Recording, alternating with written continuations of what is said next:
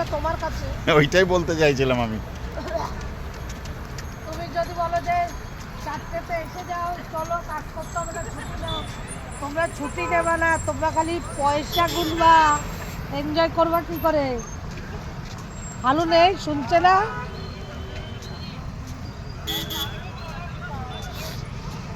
ওই এনজয় করতে হলে তোমার সব কিছু ইয়ে করতে হবে। টাইম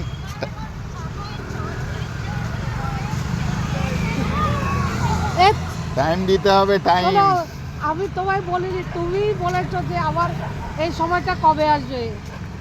তুমি আমি তো নিজে তোমায় বলি তোমার শোনার জন্য বলেছো।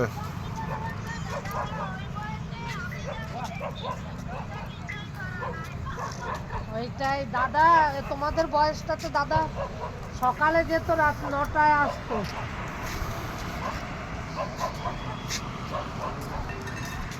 ওই রকম।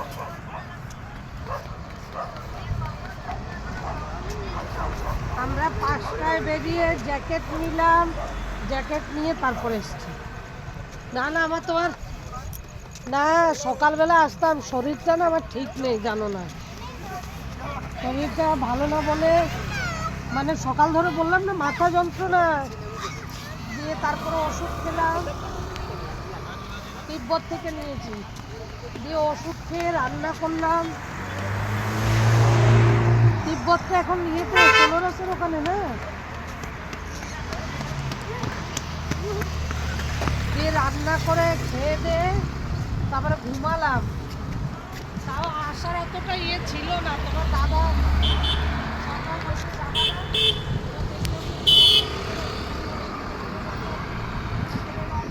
পুরো সকাল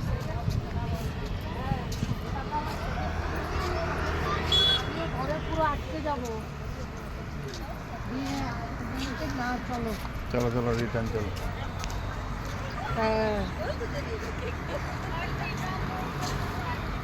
হ্যাঁ, দিদার সাথে কথা হলো, ও বাজার থেকে ডিম নিয়ে এসছে, বলে যে ডিমের কারি করতে।